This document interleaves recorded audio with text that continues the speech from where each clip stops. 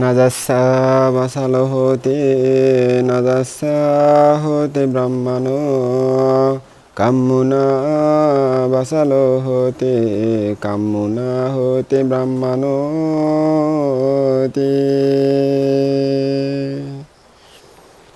আমি সর্বপ্রথমে সেই তথাগত অরহৎ সম্যক সম্বুদ্ধকে বন্দনা করছি। অতঃপর শ্রদ্ধাবান শ্রদ্ধাবতী উপাসক উপাসিকাদেরকে আমার মৈত্রীময় আশীর্বাদ জানাচ্ছি। তো শ্রদ্ধাবান উপাসক উপাসিকাগণ, এখন আমি যে গাথাটি বলেছি সেই গাথাটির বাংলা অর্থ হলো, জন্মের দ্বারা কেউ ব্রাহ্মণ হয় না, অর্থাৎ শুদ্ধ মানুষ হয় না, কর্মের দ্বারাই শুদ্ধ মানুষ হয়।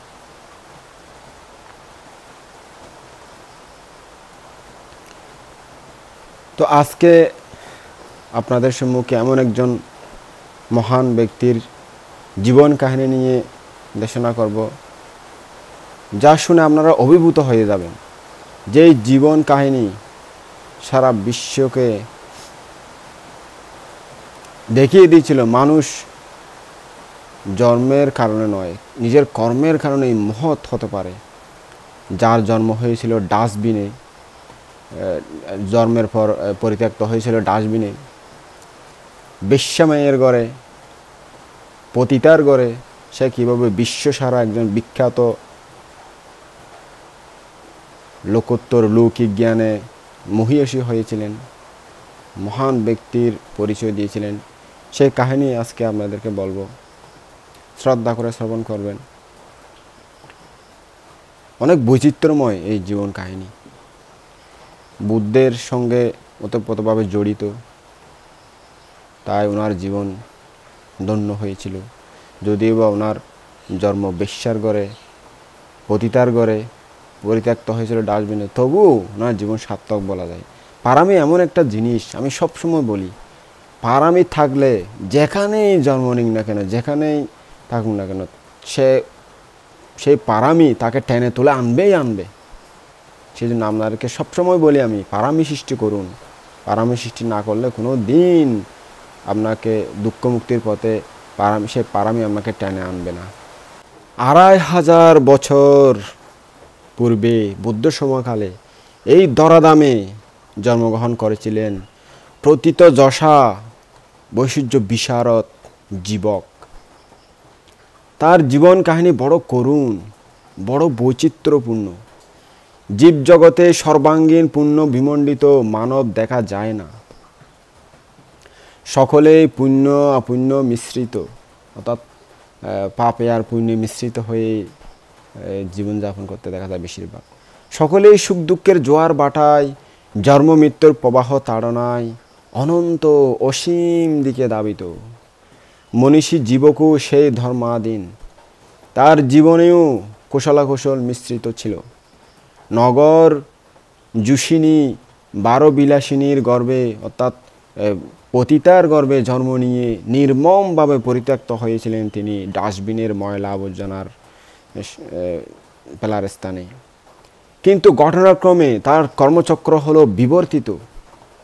পারামির গুণে তার জীবনের মোড় সম্পূর্ণ ঘুরে গেল। অক্লান্ত প্রচেষ্টায় সাফল্যের পর সাফল্য লাভ করে তিনি কেবল জীবন প্রতিষ্ঠায় অর্জন করেননি, পরন্তু দেখিয়ে দিয়ে গেছেন যে কিভাবে পতিত অবহেলিত মানব উন্নত হতে পারে এবং শ্রেষ্ঠত্বে জীবনকে নিয়ে যেতে পারে, প্রতিষ্ঠিত করতে পারে। ভগবান গৌতম বুদ্ধের সান্নিধ্যে ও ধর্ম উপদেশ লাভে তার জীবন হয়েছিল ধন্য ও পুণ্যপূত। ত্রিরত্নের এমন একনিষ্ঠ সেবক, দায়ক ও উপাসক নিতান্তই বিরল। কর্মজীবনের সাফল্যের সঙ্গে ধর্মজীবনের উৎকর্ষতা সংযুক্ত হয়েছিল তার জীবনে। যেমন ছিলেন তিনি চিকিৎসা ধনন্তরী, তেমনি লাভ করেছিলেন তিনি নির্বাণের প্রথম স্তর শ্রোতাপত্তি মার্গপর। বৈশালী পরম রমণীয় নগরী ছিল, সমৃদ্ধ ও সৌভাগ্যে সমন্বিতাও ছিল। পরাক্রান্ত লিচ্ছবিরাজ এমন সুশৃঙ্খলায় বৈশালীকে সাজিয়ে রেখেছে, দেখলে মনে হয় যেন একখানা প্রমোদ উদ্যান। এই রাজ্যের রাজা প্রজা ন্যায় নিষ্ঠা ও সূর্যবীর্যে অদ্বিতীয়। বৈশালীবাসীরা লিচ্ছবি নামে খ্যাত ছিল। ভূলোকে তাদের সৌন্দর্যের তুলনা নেই। ভগবান বুদ্ধ তাদের তুলনা করতেন তাবতিংশ স্বর্গের দেবতাদের সাথে। একসময় তথাগত কৌটি গ্রামে অবস্থান করতেছিলেন। লিচ্ছবিগণ তাকে দর্শন করার জন্য ধ্বজা পতাকায় সজ্জিত উত্তম উত্তম রথারোহণে কৌটি গ্রাম অভিমুখে অগ্রসর হলো। তাদের বৈচিত্র্যপূর্ণ সজ্জা বড় মনোরম। যাদের শরীর নীলবর্ণ, তারা নীল বস্ত্রে ও নীল অলঙ্কারে, যারা পীতবর্ণ তারা পীত বস্ত্রে ও পীত অলঙ্কারে, যারা রক্তিম বর্ণ তারা রক্তিম বস্ত্রে ও রক্তিম অলঙ্কারে, যারা শ্বেতবর্ণ তারা শ্বেত বস্ত্রে ও শ্বেত অলঙ্কারে সুসজ্জিত হয়েছিল। ভগবান দূর থেকে দেখতে পেলেন লিচ্ছবিগণ আসছে। তখন তিনি বিহারবাসী ভিক্ষুগণকে আহ্বান করে বললেন, হে ভিক্ষুগণ, তোমাদের মধ্যে যারা তাবতিংশের দেবগণকে দেখুনি, তারা এই লিচ্ছবিগণকে দেখে নাও। এই লিচ্ছবি পরিষদ তাবতিংশের দেব পরিষদ তুল্য মনে করো। অর্থাৎ তাবতিংশের দেবগণ যেরকম সৌন্দর্যে দর্শনীয় ছিল, লিচ্ছবি রাজকুমারেরাও সেরকম, লিচ্ছবি রাজকুমারীরাও এরকম সৌন্দর্য দর্শনীয় ছিল। লিচ্ছবি রাজ্যে বৈশালী অদ্বিতীয় ভূখণ্ড। সেই সৌভাগ্য সমন্বতা নগরী ৭,৭০৭খানা কারুকার্য খচিত প্রাসাদ, তত সংখ্যক সুদৃঢ় কুটাগার, সুরম্য উদ্যান ও স্বচ্ছ সলিলা পুষ্করিণীতে পরিশোভিত। দেখলে মনে হয় যেন কোনো এক সুদক্ষ চিত্রকারের সুকৌশলে তুলি চালনায় অঙ্কিত একখানা নয়নাবিরাম চিত্র। বারাঙ্গনা আম্রপালি বৈশালীর আর এক অদ্বিতীয় ঐশ্বর্য। তার কমনীয় কান্তি, লালিত্যময় রূপমাধুরী সমগ্র বৈশালীবাসীকে বিমুগ্ধ করে রেখেছে। নৃত্যে গীতে অদ্বিতীয়া, বাদ্যে নিপুণা আম্রপালি বৈশালীর সৌন্দর্যকে অধিকতর ফুটিয়ে তুলেছে। একসময় রাজগৃহবাসী জনক ধনী ব্যক্তি কোনো কার্যোপদেশে বৈশালীতে আগমন করেছিলেন। তিনি ওই নগরের সৌভাগ্য দর্শনে বিস্ময়াবিষ্ট হলেন। যেদিকে নয়ন গোচর হয় সেদিকেই মনোহারিত্যময় সৌন্দর্যপূর্ণ। ততদিক তিনি চমৎকৃত হলেন আম্রপালির লাবণ্যোজ্জ্বল রূপ দর্শনে। ইনি স্বদেশে প্রত্যাবর্তন করে রাজা বিম্বিসারকে নিবেদন করলেন, দেব, বৈশালী যেরূপ জনাকীর্ণ, সমৃদ্ধ ও ভোগ ঐশ্বর্য সম্পন্ন, বাস্তবিকই তা বিস্ময়ের বিষয়। ততোধিক বিস্ময়কর আম্রপালি গণিকা। অবর্ণনীয় তার রূপ মাধুরী। নৃত্যে পটুতায় সুকণ্ঠের মাধুর্যে ও রূপ লালিত্যে বৈশালীবাসীকে মুগ্ধ করে রেখেছে। মহারাজ, আমরাও কি পারি না কোনো এক সুশোভনা সেরা সুন্দরী নারীকে আম্রপালির মতো স্ত্রীরত্নে পরিণত করতে? আমাদের রাজ্য তখন সুন্দর, বিদেশি যারা আসবে তাদের আনাগোনায় সেই পতিতা নারীরত্নের প্রভাবে আমাদের রাজ্য সুসমৃদ্ধশালী হবে। রাজা বললেন, নিশ্চয়, কেন পারা যাবে না? তোমরাও অনুরূপ কুমারী সুন্দরী, সবচেয়ে সেরা সুন্দরী একটি মেয়ে নির্বাচন করে নাও। অন্বেষণ চলতে লাগলো, খুঁজতে লাগলো সেরা সুন্দরী মেয়ে, যাকে গণিকা ভিত্তিতে নিয়োজিত করবে সেরকম মেয়ে খুঁজতে লাগলো সর্বস্তরে, সমস্ত রাজগৃহনগর মগধ রাজ্যে। আবিষ্কৃত হলো অবিস্মৃত এক কুমারী। রাজগৃহে যে সুন্দরীর সেরা, নাম তার শালবতী। তাকে প্রলব্ধ বশীভূত করা হলো।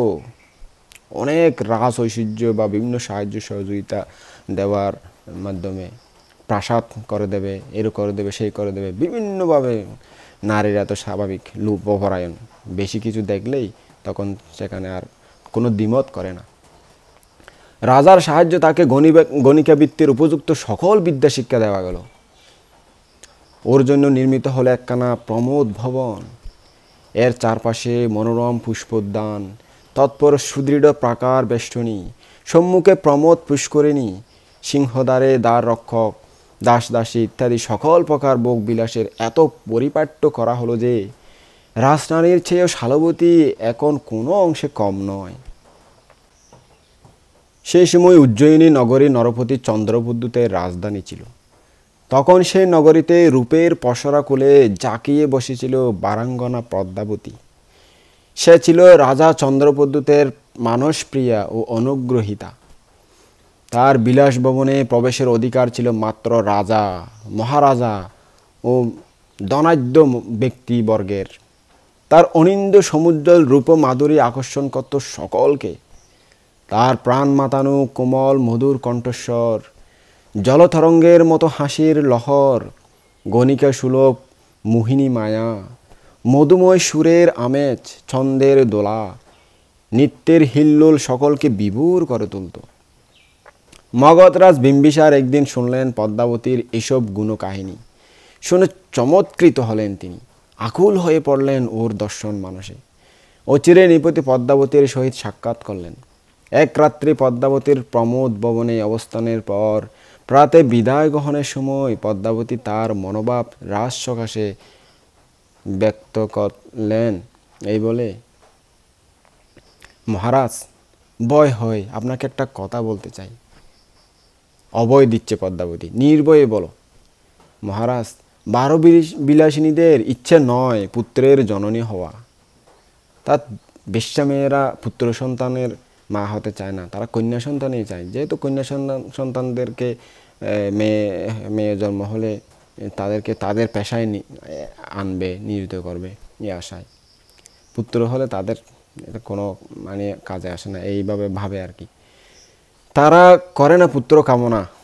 এক্ষেত্রে যদি আপনি পুত্রের জন্মদাতা হন তাহলে কি করা যাবে? অর্থাৎ সেটি কি মেরে টেরে ফেলবো বা ফেলে দেবো, নাকি কি করব? একটু যেহেতু রাজা, অন্যদের ক্ষেত্রে সেটা ফেলে দেয়, কিন্তু যেহেতু রাজা তাই একটু পদ্মাবতী এটা বলেছিলেন আর কি, রাজাকে প্রশ্ন করেছিলেন। তখন রাজা বললেন, তোমার অভিলাষ ব্যক্ত করো।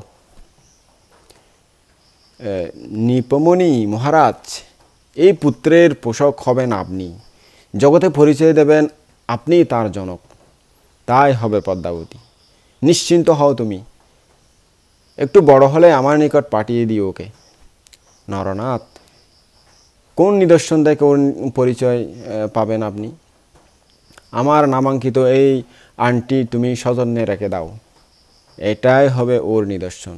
এই বলে রাজা বিম্বিসার তার আঙ্গুলের আংটি খুলে পদ্মাবতীর হাতে দিলেন। পদ্মাবতীর সন্দিগ্ধ বিষয় সত্যে পরিণত হলো, অন্তঃসত্ত্বা হলো, সে প্রেগনেন্ট হলো আর কি। যথাসময়ে সে সুন্দর ও সুলক্ষণযুক্ত একটি পুত্র সন্তান প্রসব করল। মহারাজ বিম্বিসার অভয় দান করেছিলেন, এই বলে এই শিশুর নামকরণ করা হলো অভয়। মা পুত্রকে পালন করতে লাগলো পরম যত্নে। শিশু অভয় ক্রমশ বর্ধিত হলো শশীকলার মতো। মাসের পর মাস, বছরের পর বছর অতীত হলো অতি সুখে। অভয় যেন রাজ সংসারে রাজপুত্র। এখন সে 7ম বর্ষে পদার্পণ করেছে। শরীর হলো তার হৃষ্টপুষ্ট, সুগঠিত, উজ্জ্বল, কান্তিময়। চোখে মুখে বিভীষিকা ও লালিত্যময় কমনীয়তা রাজপুত্রের পরিচায়ক। একদিন মা তাকে বলল, বাবা, মহাপরাক্রান্ত মগধরাজ বিম্বিসার তোমার পিতা, এই সময় তিনি তোমায় যেতে বলেছেন। এই আংটিটি সঙ্গে নিয়ে তার নিকট যাও, এটা তাকে দিও। এই বলে পদ্মাবতী সজল নেত্রে পুত্রকে 2 জন দেহরক্ষীর সহিত মগধরাজের নিকট পাঠিয়ে দিলেন, সে আংটিটি সহ। রাজা বিম্বিসার অভয়কে দেখা মাত্রই তার অন্তরে পুত্র স্নেহ সঞ্জাত হলো।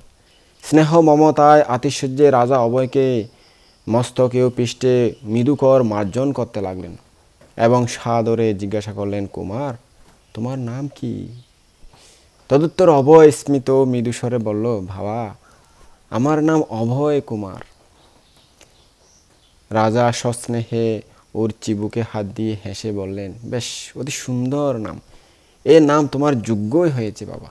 এই বলে বিম্বিসার সাদরে অভয়ের হাত ধরে অন্তপুরে নিয়ে গেলেন এবং বুদ্ধিমতী দয়াশীলা এক দাত্রীর হাতে তাকে সমর্পণ করে বললেন, দাত্রী, এই ছেলেকে তুমি মায়ের মতো করে পালন করো, যথেষ্ট পুরস্কার পাবে। অভয় কুমারের জন্য স্বতন্ত্র একখানা প্রাসাদ নির্মিত হলো। নিযুক্ত করা গেল দাস দাসী ও চাকর চাকরানী। রাজপুত্রের মতো সকল প্রকার ব্যবস্থায় করা হলো। সসম্মানে তিনি অবস্থান করতে লাগলেন রাজপুরীতে। অনুক্রমে ভদ্র যৌবনে পদার্পণ করলেন তিনি। তিনি ছিলেন সুপুরুষ, সুগঠিত অঙ্গসৌষ্ঠ সম্পন্ন, স্বাস্থ্যবান, ন্যায় নিষ্ঠায় দয়া দাক্ষিণ্যেও ছিলেন অলঙ্কৃত। পূর্ণ যৌবনা শালবতী কলা কৌশলে, গণিকা সুলভ লাস্যে, বিলোল কটাক্ষে ও মহান মধুর ভাবভঙ্গিতে পারদর্শিতা লাভ করল। তখন তার অপ্সরা বিনিন্দিত সমুজ্জ্বল লাবণ্য প্রবায় রাজগৃহ হল উদ্ভাসিত। তরুণী শালবতীর অনুপম গুণগরিমা ও গৌরবোজ্জ্বল অপরূপ রূপ লাবণ্যের নিকট অম্রপালির মহিমা হল হীনপ্রভ, চন্দ্রোদয়ে খদ্যোতের ন্যায়। অর্থাৎ যখন জুনি পোকা থাকে রাতে, তখন এটা অনেক সময় আলোকিত করে, যখন চাঁদ উঠে তখন সেটা নিষ্প্রভ করে দেয় জুনি পোকাদেরকে, জোনাকি পোকাগুলোকে। তো এরকম আবার যখন সূর্য উঠে চন্দ্রকেও নিষ্প্রভ করে দেয়। এরকম শতমুদ্রার বিনিময়েও ওর সহিত রাত্রি অভিসারের সুযোগ লাভ করা কষ্টসাধ্য হলো। তা ওই অম্রপালি ছিল এক রাতে 50 মুদ্রা নিত। তখন এই শালবতী গণিকা, যেহেতু রূপে গুণে অদ্বিতীয়া, কুমারী মেয়ে, শ্রেষ্ঠ সুন্দরী, তো উনি মূল্য নিত শতমুদ্রা, অনেক বেশি শতমুদ্রা, মানে তখন যেহেতু রূপার এবং সোনার মুদ্রা ছিল, তো এক রাতের বিনিময়ে শতমুদ্রা নিত। অম্রপাল ইচ্ছায় তা আরও বেশি মানুষ তার কাছে আসতে লাগলো। অনেক সময় লাইন ধরে সময় পেত না। তো এভাবে চলতেই লাগলো শালবতীর জীবন। অম্রপালিকে এই জুনি পোকা নিয়ে নিষ্প্রভ করে দিল। একসময় শালবতী অন্তঃসত্ত্বা হয়ে গেল। এতে সে চিন্তাগ্রস্ত হলো অপরিসীম, কারণ গর্ভিণী নারী পুরুষের অমনোজ্ঞ। তার গর্ভবতী হয়ে গেলে পুরুষের ওই নারীকে আর পছন্দ করে না, কুমারী থাকতেই পছন্দ করে বেশি। তো ছেলের সন্তানের মা হয়ে গেলে এরা পুরুষের অপ্রিয় হয়ে যায়, তা তাদের একটা আগ্রহ কমে যায়। তাই গর্ভধারণ গণিকাদের মোটেই অবিস্মিত নয়। শালবতীর দুর্ভাবনার অন্ত নেই।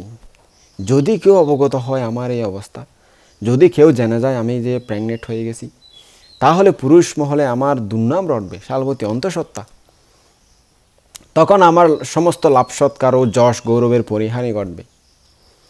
অর্থাৎ তখন এখন যে এক রাত 100 মুদ্রা দিয়ে যাচ্ছে ওনার সহবাস করার জন্য, ফিজিক্যাল সুখ পাওয়ার জন্য, তখন আর 10 মুদ্রা দিয়েও যাবে না, কমে যাবে আর কি। আরে শুনেছি উনি গর্ভবতী হয়ে গেছে, প্রেগনেন্ট হয়ে গেছে, বাদ দে এগুলো নষ্ট হয়ে গেছে, এগুলো আর কি, এরকম। সে কারণে ওই গর্ভটা লুকানোর জন্য চেষ্টা করতেছে। তখন সে চিন্তা করছে, আমি এখন কি করি, গর্ভপাত করব নাকি, তাও বা করি কি করি। যদি মেয়ে সন্তান হয়ে থাকে তাতে তো আমারই লাভ, আমার পেশায় তাকে নিয়ে আসতে পারবো। এই যে মেয়ে সন্তান নয়, তাও বা কী করে বলি। এই ভেবে ওর আর গর্ভপাত করা হলো না, অর্থাৎ অকালে করলো না আর কি। লাভ লোকসানের হিসাব টিসাব করে শেষ পর্যন্ত কি আর করবে। বরং সে যত্নপর হলো গর্ভ সুরক্ষার সুবন্দোবস্তে, অনাগত আশায়। দারোয়ানকে আদেশ করলো, হে দারোয়ান, আজ থেকে আমার ভবনে প্রবেশ করতে দিও না কোনো পুরুষকে। কেউ আমার সম্বন্ধে জিজ্ঞেস করলে উত্তর দেবে আমার অসুখ করেছে। কালক্রমে শালবতী হলো পূর্ণ গর্ভা। এক শুভক্ষণে সুন্দর সোনার বরণ এক পুত্র সন্তান প্রসব করল সে। আর পুত্র প্রসবে শালবতী নিরতিশয় দুঃখিতা হলো। সে আশা করেছিল কন্যা হবে, হয়ে গেল পুত্র। পুত্র তো বেশ্যা মেয়েদের একদম পছন্দ নয়। কোন কি সন্তান হয়েছে এটা সঠিক জানার জন্য দাসীকে বললেন, দাত্রী আর কি, দাসী আছে, দাত্রী আছে, এটাকে বললেন, দাসী কি বলছেন মা, কি সন্তান জন্ম হয়েছে? দাসী বললেন, পুত্র সন্তান মা। দূর কর, দূরে আবর্জনা নিক্ষেপ করে আয়, লাগবে না আমার পুত্র সন্তান। আমি আশা করেছিলাম কন্যা হবে, তা আমার কাজে লাগবে, এখন পুত্র সন্তান হয়ে গেল। দূরে ফেলে দিয়ে আয়, ডাস্টবিনে কাঁচরা ময়লার সাথে ফেলে দিয়ে আয়। মা, সুন্দর সুগঠন সোনার বরণ ছেলে, আমি কি করে ফেলে দিই? আরে আমি ছেলে কামনা করিনি, তুই ফেলে দিয়ে আয় বলছি। এমন ছেলে কি করে ফেলে দেবো মা? কত আদর লাগে, কত মায়া মমতায় পরিপূর্ণ হয়ে যায় দেখলে চেহারাটা। আমার কথার উপর আবার তোর কথা, এখনই নিয়ে যা। মা, প্রাণে যে সহ্য হচ্ছে না, এত সুন্দর মাধুর্য চেহারা দেখে কি কিলবিল কিলবিল করে একটু নড়াচড়া করতেছে, হাসতেছে, কিভাবে ফেলে দিই? এ কি বলছিস তুই? এত দয়াবতী হলি কেন? কখন থেকে এত দয়াবতী হলি আবার? বলছি এখনই নিয়ে যা। তবে ঠিক আছে মা, যাচ্ছি, ঠিক আছে। নিশীথিনী, রাত্রি গভীর, ধরিত্রী নীরব নিথর, চতুর্দিকে গাঢ় অন্ধকারে আচ্ছন্ন। সে অন্ধতা মানুষে এক রমণী চঞ্চল গতিতে চলে যাচ্ছে, কোনো দিকে ওর লক্ষ্য নেই। বুকে পাষাণ বেঁধে একখানা জীর্ণ ভাঙ্গা কুলোয় এক নবজাত শিশু সন্তানকে নিয়ে চলেছে সে। তার নিকটে দূরে অসংখ্য জোনাকি পোকা ক্ষণে ক্ষণে প্রভা বিস্তার করে তাকে যেন বলে দিচ্ছে পথের সন্ধান। সেই তমিশা রজনীর নিস্তব্ধতা ভেঙে শোনা যাচ্ছে কেবল নিশার জিল্লি রব, দূরে দু একটা ষাঁড় মেয়ের বিকট চিৎকার। রমণী চলতে চলতে পথের পাশে এক ঝোপের প্রান্তে এসে দাঁড়ালো, আবর্জনা রাশির উপর, ডাস্টবিনের কাছে যেখানে আবর্জনা ফেলা হয়। শিশুকে রাখলো অতি সন্তর্পণে, আঘাত না পায় মতো একদম আস্তে করে রাখলো। সেই সঙ্গে তার দুবিন্দু অশ্রু জল ঝরে পড়ল শিশুর কপালে। তখন এক দীর্ঘ শ্বাসের পর করুণ ব্যতীত কণ্ঠে সে বলল, উঠলো, হায়রে অবাগা, এ কি তোর ললাট লিখন, তোর কর্মের লিখন, তোর কি কপালে এটাই লেখা ছিল? নৈশ্য অন্ধকারময় নির্জন প্রান্তরে শিশুকে একাকী বিসর্জন দিয়ে যেতে তার প্রাণে অসহ্য বেদনা সংজাত হলো। একবার ইচ্ছা হলো শিশুকে বুকে তুলে নিয়ে কোথাও সে হারিয়ে যায়, উধাও হয়ে যায়, তাকে নিয়ে কোনো অচেনা অজানা গ্রামে চলে গিয়ে তাকে আদর স্নেহ দিয়ে লালন পালন করে। তখন জুপের প্রান্তবাগ শৃগালের বিকট ডমনির সঙ্গে কেঁপে উঠল তার হৃদয়। ভয়ে রোমাঞ্চিত হলো নারীর সর্বাঙ্গ। সে আর কোনো বিলম্ব না করে দ্রুত পদবিক্ষেপে প্রস্থান করে চলল। তখন শিশু কেঁদে উঠল আর্তকণ্ঠে। শিশুর করুণ রোদন দবনি রমণীয় হৃদয়কে বারাকের থরে কাঁপিয়ে তুলল। পা যেন তার অবশ হয়ে এলো, কিন্তু পারল না আর দাঁড়াতে। সে যতই দূর হতে দূরান্তলে চলে যেতে লাগলো, শিশুর ক্রন্দন ধবনিও ক্ষীণ হতে ক্ষীণতর হয়ে তার কর্ণে ধ্বনিত হতে লাগলো। ক্রমশ সেই রোদন ধবনি যেন গভীর তিমিরাচ্ছন্ন দিগন্তে বিলীন হয়ে গেলে। সঙ্গে সঙ্গে রমণীর বেদনা মথিত হৃদয়ের অন্তঃস্থল হতে একটা দীর্ঘশ্বাস বের হয়ে নৈশ্য অন্ধকার বায়ুর সাথে যেন মিশে গেল। প্রভাতিক দৃশ্য অতি মনোরম। প্রকৃতির শান্ত বাপ, প্রাণ জুড়ানো শীতল বায়ুর মধুর স্পর্শ, বিহঙ্গের সুতান লহরী, উদ্যানে শোভন মোহন কুসুম নিচয়, পুষ্পের সৌরভ ভ্রমরের গুঞ্জন, এসব প্রাণে যেন অমীয় দ্বারা বর্ষণ করে। মগধরাজ আত্মযোগ অভয় কুমার প্রাতঃভ্রমণে বের হয়েছেন। আজ প্রভাতী দৃশ্য তার প্রাণে বড় আনন্দ দান করল। প্রমথ উদ্যানে ধীরে ধীরে মন্তরে পদচারণা করতে লাগলেন তিনি। কোথাও বা ক্ষণকাল অপেক্ষা করে নয়ন আনন্দময়ী অপূর্ব শোভা দর্শনে তন্ময় হয়েছেন। ফুলের সুবাস, মধুপের গুঞ্জন হৃদয় করলে রঞ্জিত, আকুল করল প্রাণ। সুন্দর কুসুম নিচয় চয়ন করে মালা চয়ন করলেন, সানন্দে তা ধারণ করলেন কণ্ঠে। তারপরে তিনি উদ্যান হতে নিষ্ক্রান্ত হয়ে রাজপথে অগ্রসর হলেন। কিছুদূর গিয়ে হঠাৎ অনতিদূরে দেখতে পেলেন জোপের প্রান্তদেশে আবর্জনা রাশির উপর কয়েকটি কাক কি যেন পরিবৃত করে কা কা কা কা রব করছে। রাজকুমার কৌতূহলী হয়ে পার্শ্বচরকে বললেন, ওহে দেখো দেখি ওখানে কাকগুলো কি করতেছে। পার্শ্বচর গিয়ে যা দেখলো তাতে হলো সে বিস্ময়ে আবিষ্ট। তখন সে দ্রুত হাত টানে দিয়ে বিস্ময় কণ্ঠে কুমারকে ডেকে বলল, দেখুন দেখুন কুমার, একটি নবজাত শিশু। কুমার আশ্চর্য হয়ে বলেন, শিশু? নবজাত শিশু? হ্যাঁ কুমার, নবজাত শিশু। আহা, কি সুন্দর, লাল টুকটুকে একদম, যেন সদ্য ফোটা গোলাপ ফুল। কুমার জিজ্ঞাসা করলেন, জীবিত কি? জীবিত আছে? হ্যাঁ জীবিত। দিব্যি আরামে হাত পা নেড়ে খেলতেছে সেই শিশুটি। কুমার এসে বিস্ময় নেত্রে দেখলেন সত্যি এক নবজাত শিশু। শিশুকে দর্শন মাত্র পুত্র স্নেহের সঞ্চার হলো কুমারের অন্তরে। প্রাণ কেঁদে উঠল শিশুর এমন দুরবস্থা দেখে। করুণার হৃদয় হলো বিগলিত, দ্রবীভূত, চক্ষু হলো অশ্রুসিক্ত। করুণাদ্র কণ্ঠে বললেন তিনি, এমন সোনার বরণ ছেলে এভাবে এখানে কে রেখে গেল? আহ, কি নির্মম, কি নিষ্ঠুর। যাও, হে শিশুটিকে নিয়ে যাও, আমার অন্তপুরে দাত্রীর হাতে দিয়ে এসো। তাকে বলে দিও একে যেন সযত্নে পালন করে, কোনো যাতে ত্রুটি না হয়। পার্শ্বচর শিশুটিকে নিয়ে দ্রুত প্রস্থান করলো রাজ অন্তপুরের দিকে। অন্তপুরে সে দাত্রীর হাতে শিশুকে সমর্পণ করতে করতে বলল, এই শিশু সযত্নে রক্ষার নিমিত্ত আপনার উপর রাজকুমারের আদেশ হয়েছে। দাত্রী আশ্চর্য হয়ে জিজ্ঞেস করলো, এমন সকালবেলায় শিশু পেলেন কোত্থেকে? ওই বা এই ছেলে কার? পার্শ্বচর তাকে সকল কথা প্রকাশ করে বলল। তখন দাত্রীর মর্মস্থল ভেদ করে একটা দীর্ঘশ্বাস বের হয়ে পড়ল। বলল করুণাদ্র কণ্ঠে, কোন পাষাণীর গর্ভে জন্ম নিয়েছিলি অবাগা? এই বলে দাত্রী শিশুকে বুকে তুলে নিল। দাত্রীর প্রাণপণ যত্নে শিশু ক্রমশ বর্ধিত হতে লাগলো।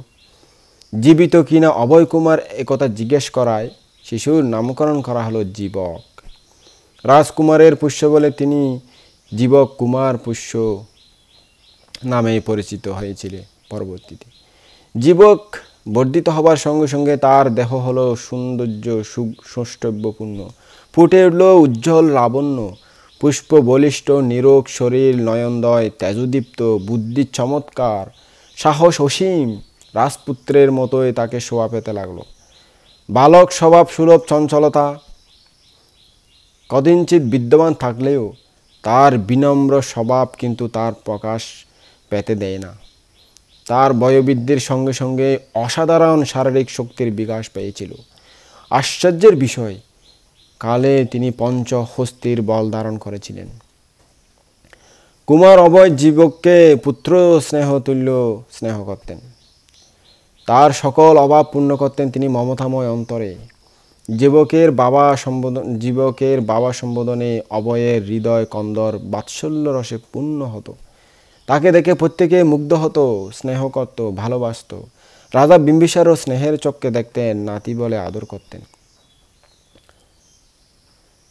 জীবক অনুক্রমে কৈশোরকাল অতিবাহিত করলেন এক পরম সুখে।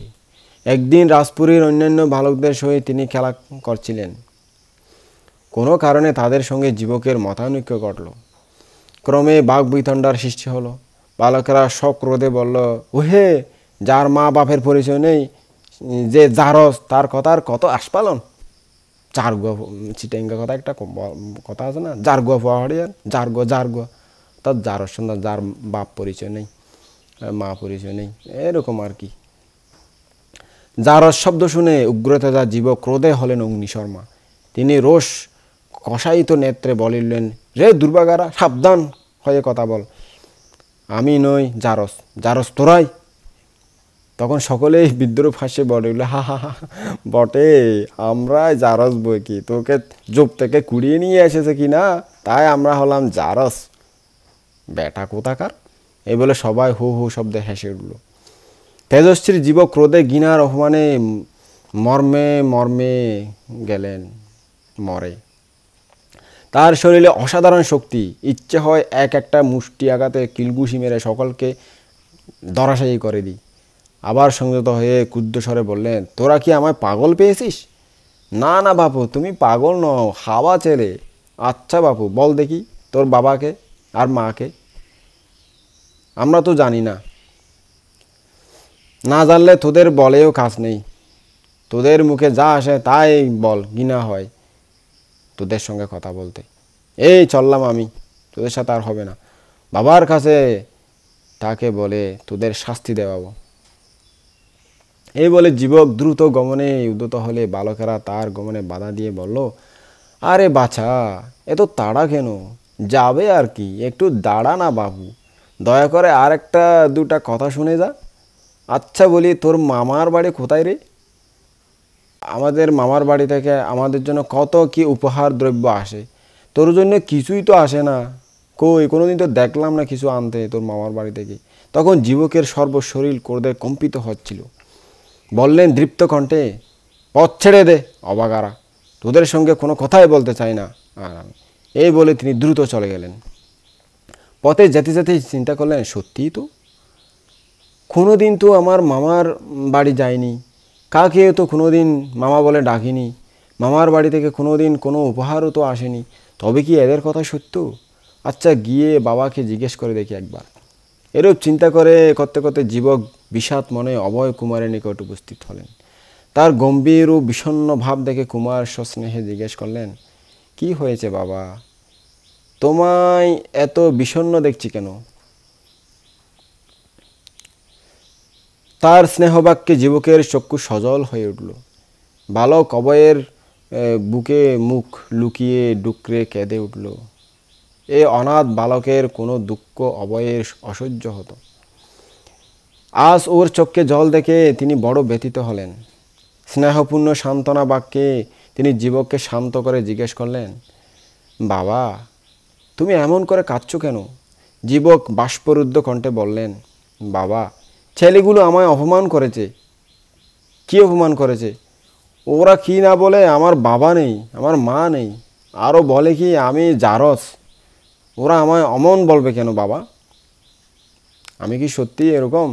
আমার বাবা আছে না, আপনি আমার বাবা। যুবকের বেদনাপূর্ণ কথাগুলো শুনে কুমার যৎপরনাস্তি দুঃখিত হলেন। তার একান্ত ইচ্ছে যুবক হতে এসব কথা যেন গোপন থাকে, কিন্তু পারা গেল কই। আজ হঠাৎ ওর এরূপ প্রশ্নের যে কি উত্তর দেবেন এবং কি বলে সান্ত্বনা দেবেন তাকে, হঠাৎ তিনি কিছুই ঠিক করে উঠতে পারলেন না। যুবক কুমার অভয়কে নীরব দেখে অধীর হয়ে বললেন, হ্যাঁ বাবা, তবে কি ওরা সত্যি কথাই বলেছে? তিনি সস্নেহে বললেন, বাবা, ওরা যা বলবে বলুক, তার জন্য তুমি দুঃখিত হইও না। যুবক সজল নেত্রে ব্যগ্রতার সহিত বলে উঠলেন, না বাবা, ওসব বলে আমায় বলাবার চেষ্টা করবেন না, ওসব কথা ছেড়ে দিন। আমার মাকে, আমার বাবাকে, আমার মামার বাড়ি কোথায়, খুলে বলুন আমাকে সব কিছু আজকে। যুবকের ব্যাকুলতা দেখে অভয় কুমার আর না বলে পারলেন না। তিনি বাৎসল্যপূর্ণ স্বরে বললেন, বৎস, তোমার মা কে তা আমি জানি না, তবে আমি তোমায় পালন করেছি বলে আমি তোমার পালক পিতা মাত্র। বাবা, তোর জন্য তোমার দুঃখ করার বা ভাবনার কোনো কারণ নেই। তুমি তো রাজপুত্রের মতো রাজপরিবারে আছো, কোনো দিন তো কোনো অভাব অনুভব করোনি। ভবিষ্যতে আমার উত্তরাধিকারী তো তুমিই হবে। তোমার আবার কিসের চিন্তা? যাও বাবা, তুমি খেলো গিয়ে। যারা তোমায় অন্যায় বলেছে তাদের সাথে তাদের আমি শাস্তি দেব। অভয় কুমারের কথা শুনে যুবকের মাথায় যেন বজ্রপাত হলো। তার উজ্জ্বল কান্তিময় আনন পাংশুবর্ণ ধারণ করল। তার বয়ঃক্রম 16 বছর বয়সে উপনীত। বয়সানুপাতে তার জ্ঞান শক্তি কিন্তু অত্যধিক প্রখর। তার যে বাঙ্গা কপাল, এই তিনি প্রকৃষ্টরূপে বুঝতে পারলেন। তখন এতদিন তিনি নিজেকে যতদূর মনে করে আসছেন তা যেন শূন্যতায় বিলীন হয়ে গেল। এখন তার মনে হচ্ছে তিনি ক্ষুদ্রাদপি ক্ষুদ্র, তৃণহতেও তুচ্ছ, দিগন্ত প্রসারী মহাসমুদ্রে তিনি যেন পরমাণু কীট। তার দুগণ্ড বেয়ে ঝরতে লাগলো অশ্রুবিন্দু, কাঁদতে লাগলেন ভীষণভাবে। ভীষণ ঝঞ্ঝায় মথিত হচ্ছে যেন তার অন্তঃকরণ। তার উদাস দৃষ্টি ব্যতীত আনন গম্ভীর ভাব দর্শনে অভয় কুমার উপলব্ধি করলেন যুবকের অন্তরে তীব্র আঘাত লেগেছে। তিনি স্নেহবাক্যে অনেক প্রবোধ দেওয়ার প্রয়াস পেলেন বটে, কিন্তু যুবকের অন্তর কিছুতেই সে প্রবোধ মানল না। জীবক বুঝতে পারলেন তিনি অনাথ, সংসারে আপনার বলতে কেউ নেই তার। তিনি যেন অসীম সমুদ্রে ভাসমান অনির্দিষ্ট বেলা, কোথায় গিয়ে থামবে কোনো নির্দিষ্ট কিছু নাই। মধ্যে মধ্যে তার চিন্তাধারা বহুমুখী হয়ে প্রবাহিত হয়। আমি কে, কোথা থেকে এলাম, মা কে, আমার বাবা কে, সদ্য শিশু, সে কোনো অপরাধ করতে জানে না, তবে কেন পরিত্যক্ত হলো? তখন মৃত্যু হওয়ায় তো ছিল তার বাঞ্ছনীয়। এরূপ চিন্তা করতে করতে তার চারিদিকে যেন বিরাট শূন্যতা পরিলক্ষিত হয়। অবিরল ধারায় প্রবাহিত হয় নয়ন বাড়ি। ধিক্কার আসে জীবনের প্রতি, ইচ্ছে হয় আত্মহত্যা করে এই কলঙ্কিত জীবনের অবসান করেন। আবার ভাবেন আত্মহত্যা মহাপাপ। মহাজ্ঞানীরা বলে গেছেন, অনাথ বালক জীবক আপন ভবিষ্যৎ চিন্তায় বিভোর হলেন। আমি কি করব, কোন পন্থা অবলম্বন করব, আমি কিরূপে বা হব জগৎ বরেণ্য, এমন একটা উপায় নির্ধারণ করতে হবে, অর্জন করতে পারি যেন সুনাম সুখ্যাতি, শ্রেষ্ঠত্বে হই যেন উপনীত, চিরতরে অক্ষুণ্ণ থাকে যেন গৌরব মহিমা, আমি যেন বিশ্ব সেরা হতে পারি, সব কিছুই যেন আমার আশা আকাঙ্ক্ষা পরিপূর্ণ হয়ে যায়। রাজপুরী বড় বিপজ্জনক। আমি একজন অজ্ঞাত কুলশীল, আজ রাজপরিবারে অবস্থান করলেও এমন একদিন আসতে পারে, সামান্য কারণে হয়তো নিঃস্ব হয়ে পথে দাঁড়াতে হবে, বের করে দিতে পারে। যতদিন আমি আত্মপ্রতিষ্ঠা লাভ করতে না পারি, উন্নত হতে না পারি, নিজের পায়ে নিজে দাঁড় করতে না পারি, ততদিন এই রাজ সংসারে থেকে দূরেই অবস্থান করব। জীবক অনেক চিন্তার পর 18 প্রকার শাস্ত্র ও 64 প্রকার কলাবিদ্যা পর্যালোচনা করে এই সিদ্ধান্ত উপনীত হলেন, এক সরস অনবদ্য জীবিকা বা পাপবর্জিত ও নিষ্কলঙ্ক চিকিৎসা বিদ্যা শাস্ত্র। সুতরাং আয়ুর্বেদ শাস্ত্রই শিক্ষা করতে হবে। তা শিক্ষার জন্য তিনি আকুল হয়ে উঠলেন। অভিজ্ঞ ব্যক্তিদের নিকট তিনি জ্ঞাত হলেন তক্ষশিলায় সর্বশাস্ত্র শিক্ষার প্রধান কেন্দ্রস্থল। আয়ুর্বেদ শাস্ত্র তথা উত্তম রূপে শিক্ষা করা যায়। তক্ষশিলার নাম শোনা মাত্র যুবকের চিত্ত তৎপ্রতি হলো আকৃষ্ট। তার অন্তরের অন্তঃস্থলে কে যেন বলে দিচ্ছে, তোমার বাঞ্ছিত রত্ন প্রসবিনী ক্ষেত্র একমাত্র তক্ষশিলা। যুবকের একান্ত প্রতীতি জন্মালো, তথায় হলো তার বাসনা ফলবতী। তাই তক্ষশিলা যাওয়ার জন্য আকুল হলেন তিনি।